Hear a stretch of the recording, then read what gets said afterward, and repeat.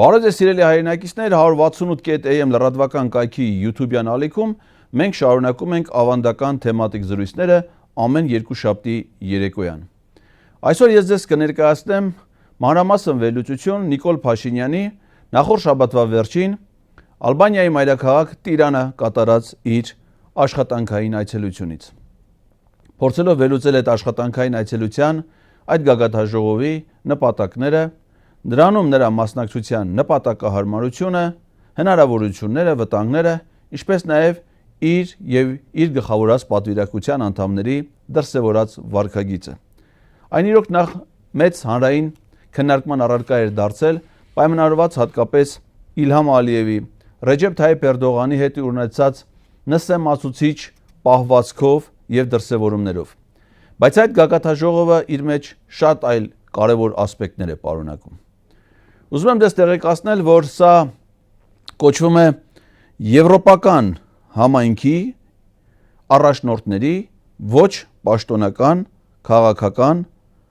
6-րդ համաժողով, այն ինչ որ տեղի է ունեցել Ալբանիայում։ Սա արդեն անվանումն է հուշում, որ 6-րդն է թվով։ Առաջին այդ ձևաչափով հանդիպումը, համաժողովը տեղի ունեցել 2022 թվականի հոկտեմբերի 6-ին Պրահայում։ Խոսքը վերաբերում է այն չարագուշակ օրվան, երբ Նիկոլ Փաշինյան, Իլհամ Ալիևը, Շարլ Միշել եւ Էմանուել Մակրոնը ստորագրեցին հայտնի Պրահայի հայտարարությունը, որով պատմության մեջ առաջին անգամ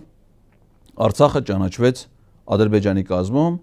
որին հաջորդեց Արցախի շրջափակումը եւ ամբողջական օկուպացիան Ադրբեջանի կողմից։ Իդեպ այդ օրը Պրահայում տեղի ունեցել նաև պատմության մեջ առաջին անգամ Նիկոլ Փաշինյանի եւ Ռեջեփ Թայիփ Էրդողանի աշխատանքային հանդիպում, այսինքն նա հանդիպում է ունեցել Էրդողանի հետ, որից հետո քառակոմ ձևաչափում հանդիպում եւ հայտնի երկրորդ կապիտուլյացիոն հայտարարության ստորագրում։ Այդ հայտարարությամբ է նաև, որ առաջին անգամ Հայաստանում տեղակայվել են Եվրոպական միության քաղաքացիական դիտորդական առաքելության դիտորդները, ընդ որում միայն Հայաստանում, այլ ոչ թե նաև Ադրբեջանում։ Իդեպ Նիկոլ Փաշինյանը հայտարարել էր, որ ի սկզբանե պայմանավորվածություն է եղել, որ դիտորդները տեղակայվեն սահմանի երկու կողմերում, սակայն վերջի պահին Ադրբեջանը հրաժարվել է հյուրընկալել Եվրամիության դիտորդներին եւ նրանք մնացել են միայն հայկական կողմից դիտորդական առաքելություն իրականացնելու համար լրացուցիչ լարվածություն ստեղծելով տարածաշրջանում մեր գործընկեր այլ պետությունների, մասնավորապես Ռուսաստանի Դաշնության եւ Իրանի հետ հարաբերություններում։ Իսկ վերջին շրջանում նաև Եվրամիության դիտորդական առաքելության վերաբերյալ իր բացասական վերաբերմունքն է արտահայտել նաև Ադրբեջանը։ Մյուս գագաթաժողովը տեղի է ունեցել 2023 թվականին հունիսի 1-ին Մոլդովայի մայրաքաղաք Քիշնիևում։ 2023 թվականին հոկտեմբերի 5-ին գագաթաժողովը այս ձևաչափում կազմակերպվել է Իսպանիայի Գրանադա քաղաքում, այսինքն 2023 թվականին երկու այս ձևաչափով հանդիպում ա եղել։ Երկուական հանդիպում եղել է նաև 2024 թվականին։ Մեկը եղել է հուլիսի 18-ին Միացյալ Թագավորությունում, Լոնդոնում, մյուսը 2024 թվականի նոյեմբերի 7-ին Հունգարիայի մայրաքաղաք Բուդապեշտում։ Իդեպ վերջինին շատ քիչ թվով եվրոպական երկրների ղեկավարներ էին մասնակցում, պայմանավորված Հունգարիայի հանդեպ նրանց ունեցած վերաբերմունքով։ Իդեպ ասեմ, որ այս գագաթաժողովները դրանք ոչ պաշտոնական գագաթաժողովներ են, չեն վերաբերում որևէ միջազգային կազմակերպության, այսինքն օրինակ Եվրամիության անդամ երկրները ունենում են իրենց պաշտոնական ձևաչափով, Եվրամիության ձևաչափով գագաթաժողովներ։ ԵԱՀԿ-ն Եվրոպայի անվտանգության եւ համագործակցության կազմակերպությունն ունենում է իր ձևաչափը հանդիպումների։ Եվրոպայի խորհուրդը օրինակ ունի նախարարների կոմիտե, որի մասնակցում են անդամ պետությունների արտաքին գործերի նախարարները։ Այս ձևաչափով հանդիպումը դա բացի իր ոչ պաշտոնական բնույթից ունի նաև մասնակիցների հստակություն, օրինակ թե ովքեր են մասնակցում, կարող են մասնակցել նաև եվրոպական բնականաբար անդամ պետություններ Եվրամիության, ինչպես նաև այլ երկրներ, օրինակ Ալբանիայի մասնակցում էին Հայաստանի վարչապետը, Ադրբեջանի նախագահը, Վրաստանի վարչապետը, պետություններ, որոնք որ Եվրամիության անդամ չեն հանդիսանում եւ տարբեր տիպի հարաբերություններ են եվրոպական պետությունների հետ։ Այս գագաթնաժողովը ասացի, որ առաջին անգամ կազմակերպվել է Պրահայում 22 թվականի հոկտեմբերին, այսինքն ռուս-ուկրաինական հակամարտությունից մի քանի ամիս անց։ Այո, եւ այդ համաժողովները որպես կանոն ունեն ընդգծված հակառուսական բնույթ, այսինքն սրա նպատակն է ոչ ֆորմալ միջավայրում եվրոպական երկրների ղեկավարներին, միջազգային կազմակերպություններին համաեվրոպական համախմբել նրանց ջանքերը Ռուսաստանի դեմ գործողություններում ռուս-ուկրաինական հակամարտության կազմում։ Եվ պատահական չի, որ ԱՊՀ անդամ պետություններից դրան մասնակցում են միայն Հայաստանի եւ Ադրբեջանի ղեկավարները, իսկ ՀԱՊԿ անդամ երկրներից բացառապես Հայաստանը։ Այսինքն սա ըստ էության թշնամական կեցվածք է հիմնական դաշնակից բարեկամ պետության հանդեպ, որովհետև այդ գագաթնաժողովի շրջանակներում որևէ բանաձևեր չեն ընդունվում, որոշումներ չեն կայացում, այն ձևայնացված մարմին չի հանդիսանում, համաձայնագրեր չեն կնքվում, ընդհանրապես կազմակերպվում են խորհրդակցություններ, քննարկումներ, որոնց հիմնական առանցքը Ռուսաստանի դեմ գործողություններն է։ Եվ Ռուսաստանում շատ լավ գիտեն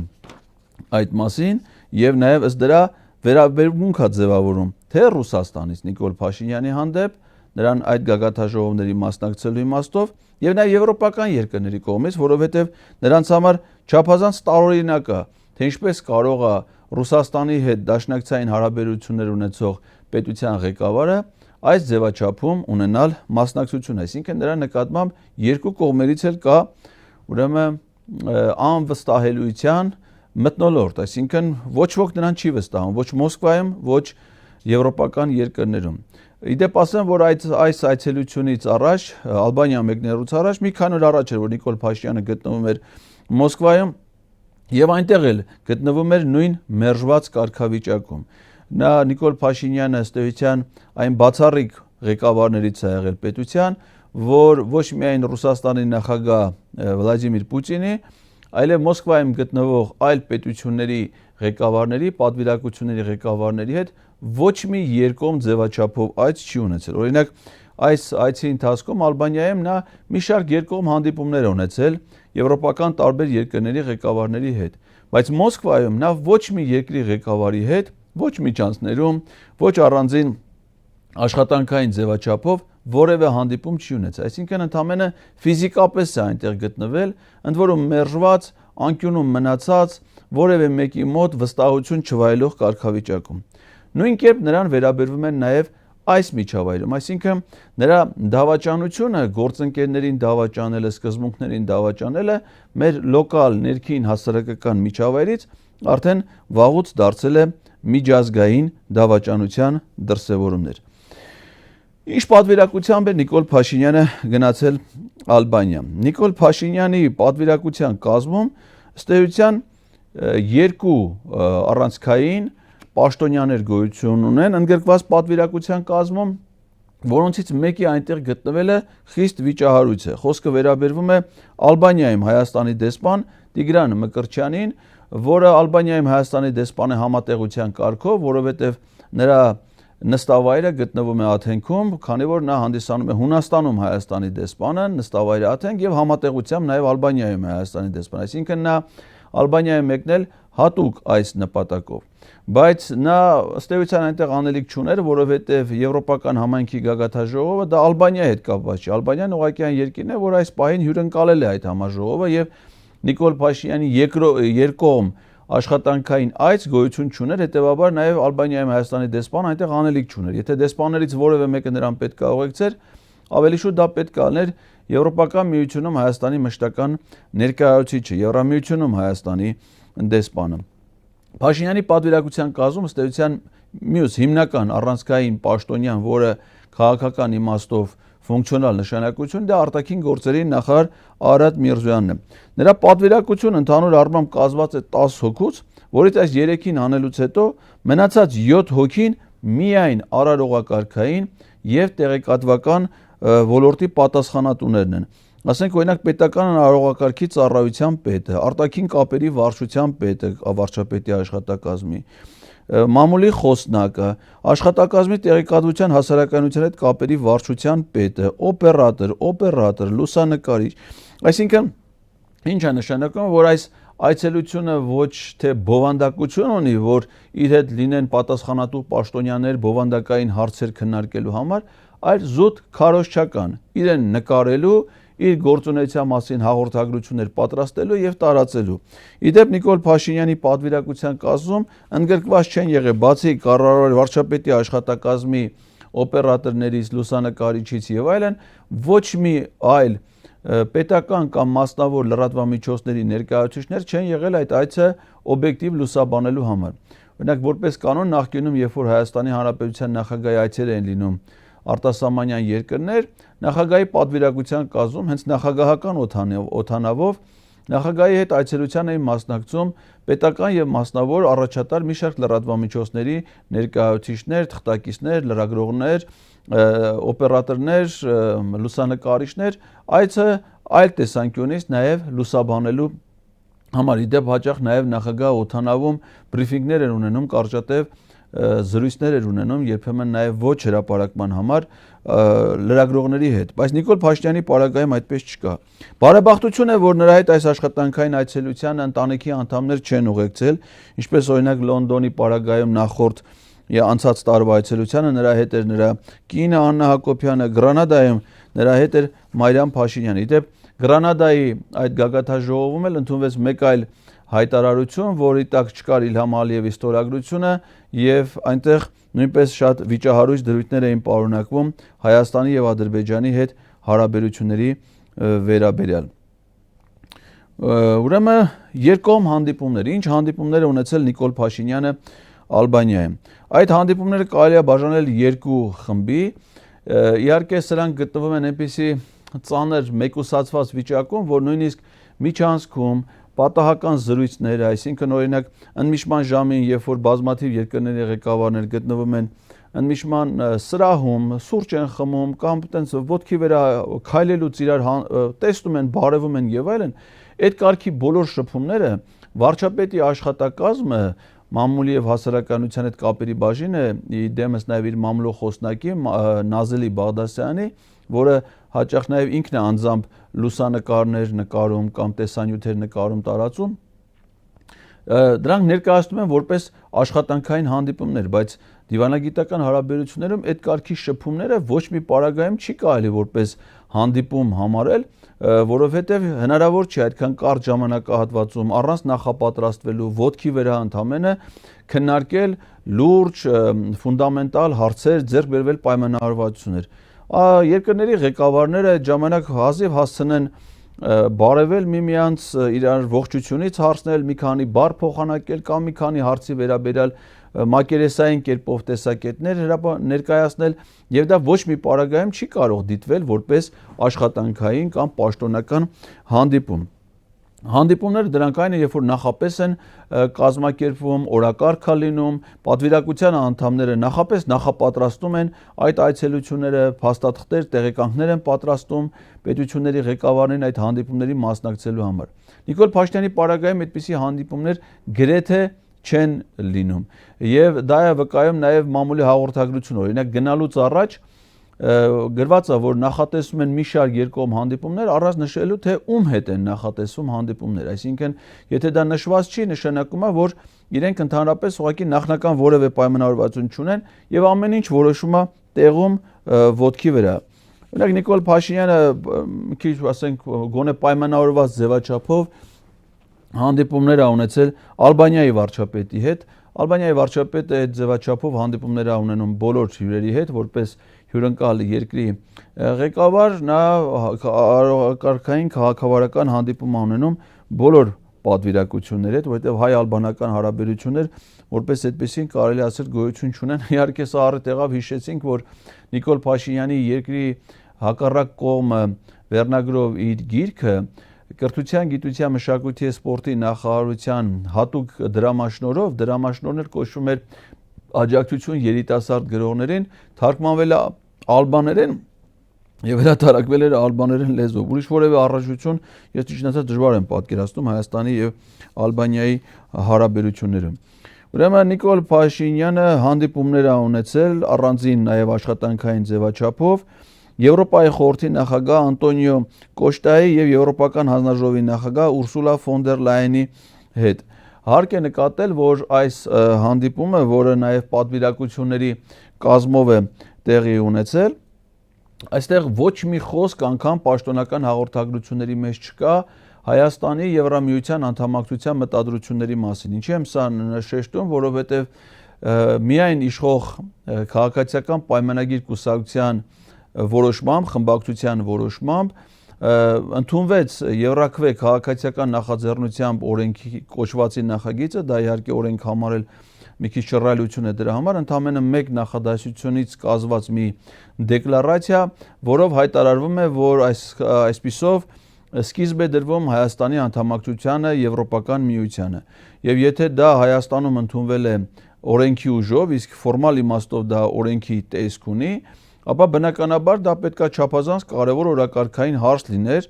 Հայաստանի եւ Եվրոպական միության ամենաառանցքային պաշտոնյաների հետ փոխհարաբերություններում քննարկելու համար, թե ինչ ժամանակացույցով, ինչ ճանապարհային քարտեզով, ինչ գործողություններով պետք է Հայաստանը անդամակցի Եվրոպական միությանը, այսինքն այդ գործընթացը, որ սկիզբ է դրվել, ինչ ժամկետներում եւ ինչ եղանակներով պետք է իրականացվի, ինչ է պահանջվում Հայաստանից, ինչ է պահանջում Եվրոպական միությունից եւ այլն, բայց պաշտոնական հաղորդագրությունների մեջ դրա մասին ոչ մի խոսք չկա, այսինքն նույնիսկ եվրոպացի պաշտոնյաները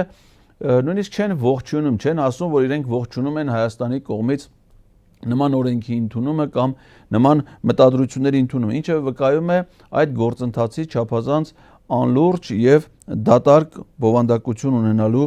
մասին։ Ոչ մի խոսք չկա, եթե հիշում եք ժամանակին հետպատերազմյան շրջանում Եվրամիությունը Հայաստանին խոստացել էր մոտ 2.6 միլիարդ եվրոյի ֆինանսական աջակցություն, որը պետք է ուղղված լիներ հատկապես Վայոց ձորի եւ Սյունիքի մարզում կարողությունների ամրապնդմանը, նոր ենթակառուցվածքների ստեղծմանը, այդ նոր իրավիճակով պայմանավորված շրջանցիկ ճանապարհների կառուցմանը, մյուս արտադրական եւ այլ տիպի ենթակառուցվածքների ստեղծմանը, մարզերի սոցիալ-տնտեսական խնդիրների լուծմանը, մինչ օրս որևէ ֆինանսական հատկացում այդ նպատակով չի եղել եւ նրա մասին նույնիսկ խոսակցություններ չկա։ 2023 թվականի ապրիլին Նիկոլ Փաշինյանի Բրյուսել կատարած այցելությունից հետո խոսակցություն գնաց, որ Եվրամիությունը պետք է Հայաստանին տրամադրի մոտ 10 միլիոն եվրոյի լրացուցիչ ֆինանսական աջակցություն, խոսքը վերաբերում էր ոչ մահաբեր զենքեր ձևակերպման տակ, ընդամենը մեկ դաշտային կահավորված հոսպիտալի տրամադրում, այսինքն վրանային շարժական հոսպիտալի տրամադրում իր սարքավորումները, որի արժեքը ընդամենը 10 միլիոն եվրո պետք է կազմեր, բայց պարզվեց, որ Եվրամիությունը դա էլ պատրաստ չի տրամադրել Հայաստանին եւ այսինքն հիմնական առանցքային հարցը Հայաստան-Եվրամիության փոխհարաբերությունները մնում է միայն ՍԵՊԱ-ի համաձայնագրի դրույթների իրականացում, իսկ այդ համաձայնագիրը դա ոչ թե Նիկոլ Փաշինյանի կառավարության ձեռքբերումն է, այլ մի համաձայնագիր, որը կնքվել է 2017 թվականի նոյեմբերի 24-ին, այսինքն մինչև ադրբեջանա-թուրքական հեղափոխությունը եւ մինչ օրս այդ համաձայնագրի դրույթները կյանքի չեն կոչվում, արդեն 8 տարիների ընթացքում եւ մինչ օրս դեռևս քննարկման առարկա մնում է այդ համաձայնագիրը։ Նիկոլ Փաշինյանը առանձին հանդիպում է ունեցել նաեւ Ֆրանսիայի նախագահ Էմանուել Մակրոնի հետ, որը որ ընթացքը միջանցքային հանդիպումներից բացի առանձին աշխատանքային ձևաչափով էլ է հանդիպում ունեցել, որը իր հույսը հայտնել հայ-ադրբեջանական համաձայնագրի կնքման վերաբերյալ առանց որևէ երաշխիքներ դրա համար տրամադրելու, նկատի ունենանք, որ հիմա շատ լարված են նաև Ադրբեջանի եւ Ֆրանսիայի հարաբերությունները, Ադրբեջանի նախագահը հաճախ է ոչ միայն քննադատում, այլ նաև վիրավորանքներ հնչեցնում հրապարակայնորեն Ֆրանսիայի իշխանությունների եւ մասնավորապես Ֆրանսիայի նախագահի հասցեին։ Հետևաբար Էմանուել Մակրոնի խոսքը տեսակետ այդ իմաստով որևէ արժեք չունի, չասենք, որ Էմանուել Մակրոնը այն պաշտոնյան է եվրոպացի, որը գերազանցելով իր լիազորությունները, չունենալով որևէ միջազգային մանդատ, իր ստորագրությունն է դրել 2022 թվականի հոկտեմբերի 6-ի Պրահայի եւ 2023 թվականի հոկտեմբերի 5-ի Գրանադայի հայտարարությունների տակ, որոնցով ամենամեծ վնասն է հասցվել Հայաստանի Հանրապետությանը եւ հայ ժողովրդին։ Այսպես ասեցինք, որ ոտքի վրա միջանցներում Նիկոլ Փաշինյանը ունեցել է մի շարք հանդիպումներ, այդ հանդիպումները եղել են օրինակ Գերմանիայի կանցլերի հետ, Լեհաստանի վարչապետի հետ, Ավստրիայի դաշնային կանցլերի հետ, Դանիայի վարչապետի հետ, ԵԱՀԿ գլխավոր քարտուղարի հետ եւ ուրեմն Նիդերլանդների թագավորության վարչապետի հետ, որի հետ հանդիպման ժամանակ հիմա դրան կանդրադառնանք։ Այստեղ իհարկե այս ոտքի վրա ընթացած հանդիպումներից չափազանց կարևոր էին եւ մեր հանրության մեջ երկար քննարկման առարկա դարձան, հատկապես Ադրբեջանի նախագահ Իլհամ Ալիևի եւ Թուրքիայի նախագահ Ռեջեփ Թայիփ Էրդողանի հետ հանդիպումները։ Կադրերը իսկապես սահմռկեցուցիչ են այն իմաստով, թե ինչ նվաստացուցիչ է տեսնել Հայաստանի ղեկավարին նման ստորացված վիճակում եւ իր խոսքերով ասելով փոխաբերական իմաստով Ադրբեջանի եւ Թուրքիայի ղեկավարների կոշիկները լիզելու այդ պատրաստակամությամբ։ Միջանցքում Նիկոլ Փաշինյանը ինքն է մոտենում Իլհամ Ալիևին, փորձում նրա հետ զրույցի բռնվել, քծնել նրան ակնհայտորեն։ Ալիևը խոսքերը չեն լցվում, բայց ակնհայտ երևում է, որ ասում է ես հիմա ուրիշ մարդու հետ եմ խոսում, մի խանգարի, մի կողմ քաշվի, եւ ասում է միգուցե սուրճ խմենք։ Նստում են հանդիպման հետո ավելի ուշ Իլհամ Ալիևը նրան միանում է, Իլհամ Ալիևի դիրքը ավելի հարմարավետ երկտեղանոց բազմոցին, ինքը ենթակայի պես մի աթոռի վրա նստած դիմացը ասենց խոնարհված ինչ որ բան է փորձում բացատրի, ինչ որ բան է փորձում համոզի, ընդ որում անհասկանալի է ձևաչափով հանդիպումներ չեն լինում, դա չի կարող համարվել անգամ աշխատանքային հանդիպում։ Ոչ դրոշներ կան, ոչ համարժեք են աթոռներ, այսինքն ակնհայտ երևում է ոնց որ ղեկավար ենթակա փոխհարաբերություններ, ընդ որում բաց տարածքում անհասկանալի մարդկանց ներկայությամբ ասես կարա մոտենա այդ հանդիպմանը, հետո այդ հանդիպումը անում են ավելի մեծ կազմով, միանում են դրան մեծ կազմ ասածը Արարատ Միրզոյանը եւ Նազելի Բաղդասյանը եւ Իլհամ Ալիևի այդ հանդիպումից հետո նրանք մոտենում են Թուրքիայի նախագահ Ռեջեփ Թայիփ Էրդողանին, որը տենց ձեռքով է դեպի իր մոտ հրավիրում Իլհամ Ալիևին եւ Նիկոլ Փաշինյանին, հարցեր տալիս, ադրբեջանական մամուլում գրել էին մոտարապես ինչ է խոսվել Էրդողանի եւ Փաշինյանի կողմից, որ իբր դուք իրար հետ արդեն պայմանավորվել եք, նորմալ ամեն ինչ, նա հավանություն է, այսինքն ընդունել ես դու Ալիևի պահանջները թե ոչ, եւ նա էլ իր համաձայնությունն է տալի, այտենց խոնարհաբար Էրդողանի արչեւ, ու որից հետո Էրդողանը նրան այտենց ձեռքի շարժումով մի կողմ է հրում եւ ուղարկում, ասենք չի հրում ֆիզիկապես էլ եւ ցույց է տալի, որ այլևս իր հետ որևէ քննարկելու բան չունի եւ նա ասես կողքից քսմսվելով մնում այդ միջավայրում։ Մի խոսքով դա շատ չափազանց նսեմացուցիչ են դիվանագիտական հարաբերություններում այդ կարգի կեցվածքը ունի չափազանց կարևոր նշանակություն, ընդ որում սա անում է մի մարդ, որը որ Հայաստանի պարլամենտում մեր ժողովրդի կողմից ընտրված падգամավորների, որոնցից յուրաքանչյուրը սահմանադրության ներկայացնում է ողջ ժողովրդին, անկախ դրանից թե ինքը որ խմբակցության падգամավորն է հանդիսանում, վիրավորանքներ հնչեցնում նրանց հասցեին, սպառնալիքներ հնչեցնում նրանց բանտերը նետելու, վիզ կտրելու նշաններ ցույց տալու կամ չգիտեմ խուլիգանական արտահայտություններ, բղավոցներ, որը հետո դառնում է նաև իր ամբողջ խմբակցության падգամավորների վարքագիծ, նման հիստերիկ, նման համարձակ, նման սանձարձակ պահվածք ունեցող մարդը թշնամական պետությունների ղեկավարների առջև գլխիկոր խոնար վիճակում էր հայտնվել։ Ալբանիայում Նիկոլ Փաշինյանը հանդիպում է ունեցել, իդեպ ասեմ, հա, այդտեղ կարևոր էր, որ Նիդերլանդների վարչապետի այդ հանդիպման ժամանակ մեր հաջորդ լուսանկարն է, նրա սեղանին դրված էր հայկական դրոշ, թերևս միակ հանդիպումներից էր, որ հայկական դրոշ, Հայաստանի դրոշը դրված է սեղանին, այն էլ հակառակ գույների հաջորդականությամբ, այսինքն նարնջագույնը վերևը, կարմիրը ներքևը։ Սա այն դեպքում, երբ որ նրա պատվիրակության կազմում ընդգրկված է արտաքին գործերի նախարարության պետական արարողակարգի ծառայության պետը, այսինքն պաշտոնյա, որի միակ նպատակը, միակ խնդիրը այդ պատվիրակության կազմում լինելու նրա գործողման վրա տասնյակ հազարավոր, 100,000-ավոր դրամներ ծախսելու միակ իմաստը, հյուրանոց, գործողման ծախսեր, սննդի ծախսեր եւ այլն,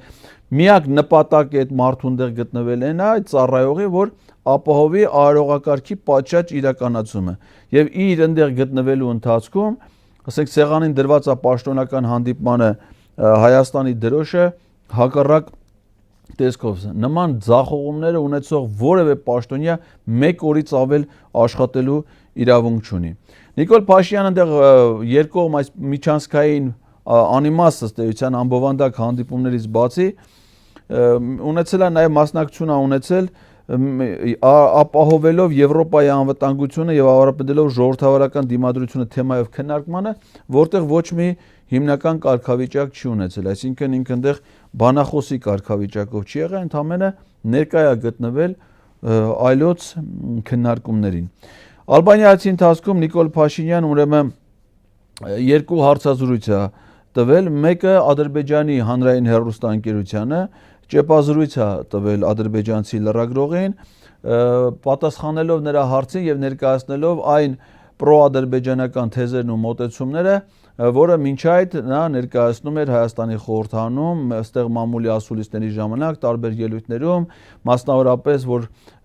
Հայաստանը պատրաստ է փոխել իր սահմանադրությունը, որ սահմանադրական դատանը որոշում ունի, որը որ անկախության հռչակագրի արժեքը ըստ էության նվազեցված է նկատի ունի Ադրբեջանի հետ սահմանային հանձնաժողովների կանոնակարգի կապակցությամբ ՍԴ-ի կողմից տրված մեկնաբանությունները, դրանք վկայակոչելով թշնամական երկրի լրատվամիջոցին, բացի դրանից խոսելով Ադրբեջանի սահմանադրության մասին, Հայաստանի տարածքների նկատմամբ ադրբեջանական ինչ-որ պահանջների 60-70% հիմար անմիտ եւ վտանգավոր թեզերի մասին եւ նաեւ սա առիթ եղավ հիշելու թե նա ինչպիսի վերաբերմունք ունի հայ եւ ադրբեջանցի լրագրողների նկատմամբ, այսինքն այն նույն օրը, երբ որ ինքը ադրբեջանցի լրագրողին սիրահոժար հարցերի էր պատասխանում ճեպազրույց էր տալի, Հայաստանում առաջին Երևան քաղաքի առաջին այցյանի քերական դատարանում փորձում էին կալանավորել մի կին լրագրողի ընդդիմադիր շարժումները գործունեություն լուսաբանող լրագրողի մի քանի տարի առաջ իր մասնագիտական գործունեության հետ կապված մի դրվագով բարեբախտաբար դատանը նրա նկատմամբ կալանքը որպես խափանման միջոց չկիրառեց։ Եվ նաև առիթ էր հիշելու Նիկոլ Փաշինյանի խոնար վերաբերմունքը դեռ 2019 թվականին մինչև 44-օրյա պատերազմը Իտալիա կատարած աշխատանքային այցելության ժամանակ, երբ Միլանի հայկական եկեղեցում, չգիտես ոնց, չնայած պետական պահպանության այնտեղ գտնվելու հանգամանքին, հայկական եկեղեցի էր ներթափանցել ադրբեջանցի մի այսպես կոչված բլոգեր, որը հետագայում պարզվեց, որ Ադրբեջանի հատուկ ծառայությունների աշխատակից է եւ ռուսերենով նրան հարցեր էր տալի եւ դա առաջացրել էր հայ համայնքի եկեղեցում գտնվող հայ համայնքի ընդվզումը անհանգստությունը, ինչին ի պատասխան Նիկոլ Փաշինյանը հանգստացրեց մեր հայրենակիցներին եւ սիրահորժար պատասխանեց այդ ադրբեջանական բլոգեր հանդիսացող հետախույզի հարցերին։ Նիկոլ Փաշինյանը նաև հարցազրույց է տվել Վրաստանի մի լրատվամիջոցի եւ խոսել Վրաստան, Ադրբեջան, Հայաստան արտաքին գործերի նախարարների ձևաչափում համագործակցության արդյունավետության մասին, այդ ձևաչափը որպես այդպիսին ըստ էության գոյություն չունի, ընդամենը մի հանդիպում ա եղել ապրիլի 17-ին արտաքին գործերի նախարարների տեղակալի մակարդակով, այսինքն դեռևս այդ 3 երկրների արտաքին գործերի նախարարների որևէ պաշտոնական ձևաչափ, հաստատված ձևաչափ, օրակարգ այդ շրջանակներում քննարկումների գոյություն չի ունեցել։ Իշտ է տարօրինակ, որ Ալբանիայում տեղ ունեցող հանդիպումներին զուգահեռ, այսինքն երբ որ Հայաստանի վարչապետը գտնվում է Եվրոպայում եւ հնարավորություն ունի Եվրոպական միության ոչ միայն անդամ երկրների, շատ երկրների ղեկավարների, այլ նաեւ Եվրամիության ղեկավարների խորհրդի նախագահի արտաքին քաղաքականության հարցերի պատասխանատու հետ ուղիղ հանդիպումների եւ ունեցել է հանդիպում զուգահեռ Երևանում փոխվարչապետ Տիգրան Խաչատրյանը ընդունել է մայիսի 16-ին նույն օրը Եվրամիության Հայաստանում ԵՄ դեսպանի Վասիլիս ուրեմն Մարագոսին եւ քննարկվել են Հայաստանին տրամադրվող աջակցության եւ այլին վերաբերող հարցեր, այսինքն սա շատ տարօրինակ է, ինքը Նիկոլ Փաշինյանը գտնվում է Բրյուսելում նրանց ղեկավարների հետ հանդիպան հնարավորություն ունի, իսկ այստեղ իր տեղակալը փոխվարչապետը հանդիպում է այն մարդկանց ներկայացուցիչին, դեսպանին Հայաստանում, այսինքն նույն օրը զուգահեռաբար, Սա շատ տարօրինակ է եւ արդեն ոնց որ թե քրոնիկա դառնում, որովհետեւ երբ որ տարվա սկզբին 2025 թվականի սկզբին Նիկոլ Փաշինյանը գտնվում էր Միացյալ Նահանգներում, ինքը Վաշինգտոնում գտնվելու ընթացքում իրեն փոխարինող փոխվարչապետ Մեհեր Գրիգորյանը Երևանում ընդունել էր Միացյալ Նահանգների դեսպանին։ Ամփոփելով սիրելի հայրենակիցներ, այս այցելությունը պետք է ասենք հետևյալը, որ համաժողովը, գագաթաժողովը, որին գնացել էր մասնակցելու Նիկոլ Փաշինյանը, դա այն ձևաչափն է, որի շրջանակներում մասնավորապես 2022 թվականի հոկտեմբերի 6-ին ընդունվել է հայ ժողովրդի պատմության թերևս ամենաողբերգական որոշումներից մեկը, Պրահայի հայտարարությունը, որով Հայաստանում գտնվել է մի ղեկավար, իդեմս Նիկոլ Փաշինյանի, որը ճանաչել է Արցախը Ադրբեջանի կազմում եւ դրանով սկիզբ դրել Արցախը թշնամուն հանձնելու վերջնական դավադիր ընթացքին, դա ամրապնդել եւս մեկ անգամ հաջորդ տարին նույն այս ձևաչափում 2023 թվականի հոկտեմբերի 5-ին Գրանադայում կնքված հայտարարությամբ, որին Ադրբեջանը չի մասնակցել, Իլհամ Ալիև առասարակ ներկա չի եղել այդ գագաթաժողովին, եւ այս գագաթաժողովներն են փաստորեն, որոնք որ կայացնում են մեր պետության համար շատ մեծ խնդիրներ առաջացնող որոշումներ եւ ըստ էության նրա հիմնական նպատակը ընդեղ այցելու երկու դրսեւորում ուներ, առաջինը ցույց տալու իր հակառուսական կեցվածքը, հատկապես մայիսի 9-ին Մոսկվայի հայրենական մեծ պատերազմի հաղթանակի 81-ի կապակցությամբ մասնակցած միջոցառումներին իր մասնակցությունից հետո փորձելով այս անգամ էլ նաեւ իր գեղեցկական ուրեմն խորամանկությամբ փորձելով հիմա էլ սիրաշահել եվրոպական երկրների ղեկավարներին, բայց սրա հիմնական նպատակը թերևս Ադրբեջանի եւ Թուրքիայի նախագահների հետ իր հանդիպան հնարավորության ստեղծումն էր, նրանց լրացուցիչ շողոքորթելն ու նրանց քծնելը, նրանց բարեհաճությունը վայելելը, գիտակցելով, որ Հայաստանում նրա իշխանությունը կախված է միայն ու միայն Իլհամ Ալիևի եւ Ռեջեփ Թայիփ Էրդողանի բարեհաճություններից եւ նա գնացել էր նրանցից լրացուցիչ հանձնարարություններ ստանալու, իր հետագա գործողությունները կազմակերպելու եւ դրանով իսկ իր իշխանությունը ամրապնդելու համար։ Այս գագաթաժողովի շրջանակներում է նաեւ, որ 22 թվին առաջին անգամ տեղի ունեցել Նիկոլ Փաշինյանի եւ Էրդողանի հանդիպումը, իդեպ այդ հանդիպման գնացող Էրդողանը ի պատասխան թուրքական լրատվամիջոցներից մեկի հարցին, թե ինչպես եք պատրաստվում վարվել հայերի հետ, Էրդողանը պատասխանել էր, որ այնպես ինչպես վարվել ենք մինչև հիմա, այդպես էլ պատրաստվում ենք վարվել այսուհետ, այսինքն եթե ցեղասպանության պիտի ենթարկենք, ցեղասպանության կենթարկենք, բռնի տեղահանության, դա եղել էր արդեն 44 օրյա պատերազմից հետո։ Այսինքն այս համաժողովը ուներ երկու ուղղվածություն, հակառուսական ուղղվածություն եւ երկրորդը պրոթուրքական եւ պրոադրբեջանական ուղղվածություն, ինչին համոզվելու համար ընդամենը պետք է եւս մեկ անգամ ծանոթանալ այդ համաժողովից ստացվող լուսանկարներին եւ տեսանյութերին։ Այնպես որ մեր արժեվ ծառացած վտանգները շարունակում են խորանալ, ադրբեջանա-թուրքական իշխանությունների պահանջով Հայաստանի իշխանությունները, որոնք փաստացի հանդիսանում են նրանց դրածոները, շարունակում են կործանել մեր երկիրը եւ բնաջնջել հայ ժողովրդին։ Այս ամենի համար կա դիմակայելու հնարավորություն, որի պաշտոնական դրսևորումներից կարող է լինել ազգային ժողովի կողմից վարչապետին անվստահություն հայտնելու գործընթացը։ Բարեբախտաբար նախորդ շաբաթվա ընթացքում կան որոշակի զարգացումներ այդ ուղղությամբ, թեման գնալով դառնում է առավել առարկայական, առավել տարածված, ավելի մեծ ընդգրկում ստանում հասարակության շրջանում եւ հույս ունենք, որ առաջիկայում դրա ձևական կողմը նույնպես կպահպանվի եւ պաշտոնական ընթացք կստանա եւ կհանգեցնի հասարակական մեծ աջակցությամբ այս որոշման կայացմանը։ Թերևս այսքանը այս շաբաթվա համար, սիրելի հայրենակիցներ, բաժանորդագրվեք 168.am լրատվական կայքի YouTube-յան ալիքին, հավանեք եւ տարածեք այս տեսանյութը, թողեք ձեր մեկնաբանությունները, իսկ մենք ձեզ համար կաշխատենք շաբաթվա ընթացքում եւ կփորձենք հաջորդ շաբաթ ձեզ ներկայացնել որոշակի արդիականություն ունեցող եւս մեկ թեմատիկ զրույց։ Շնորհակալություն ուշադրության համար։